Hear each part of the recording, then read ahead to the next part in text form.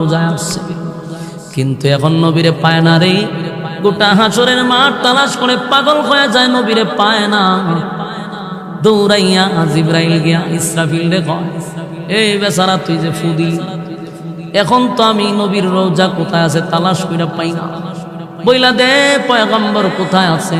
কয় আমারে জিগাও লাভ নাই, মাটিরে জিগাও, কারণ মাটির মধ্যে আছে, মাটি তো কইতে পারে।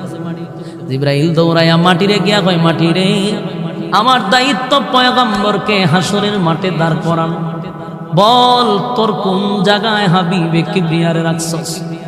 মাটি কয়, জিবরাইল ইসরাফিলে যখন বাঁশি বাজায়া দিছে আমার মধ্যে এমন কম্পন সৃষ্টি হইছে, আমি মাটির মধ্যে মাটি নাই, এমন ওলট পালট হয়ে গেছে, আমি যে আমার মধ্যে নবীরে কোথায় রাখছি আমিও জানি না। কি বুঝলেন? জমিনের মধ্যে এমন জাল জ্বালা শুরু হয়েছিল, মাটি নিজেই কয় আমার মধ্যে আমি নেই, পয়গম্বর কোথায় আছে আমি জানি না।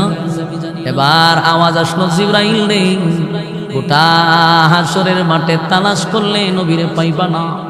নবীর রওজা যেখানে আছে অবশ্যই সেখানে একটা নূরের আলো জ্বলতেছে, এই আলো দেখা বুঝতে পারবা এখানেই আমার নবী আছে। সুবহান।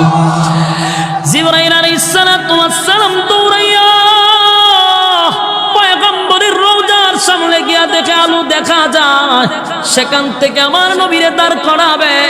তবে শুনেন, হাসরের মাঠে যারা উঠবে সব কিন্তু উলঙ্গ অবস্থায় উঠবে, কারো কাপড় থাকবে না, উলঙ্গ অবস্থায় কাদা মাটি থেকে মানুষ দাঁড়াবে।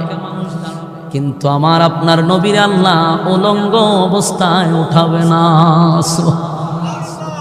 আল্লাহ বলে, জিবরাইল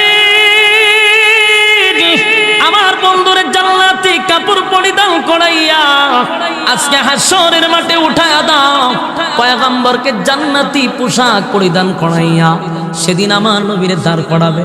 হাসরের মাঠে সর্বপ্রথম যিনি দাঁড়াবেন তিনি হলেন আমাদের নবী মুহাম্মাদুর রাসূলুল্লাহ।